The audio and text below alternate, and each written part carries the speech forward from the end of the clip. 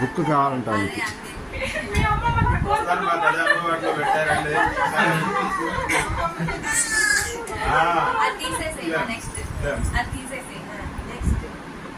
అన్ని పెట్టేస్తాను.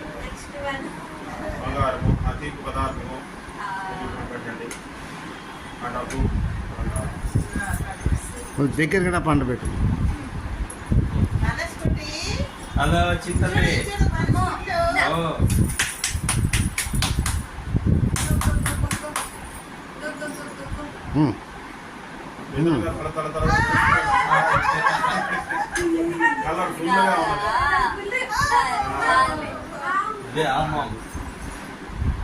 నెక్స్ట్ బంగారు పర్వాలేదు అందుకు వేసింది.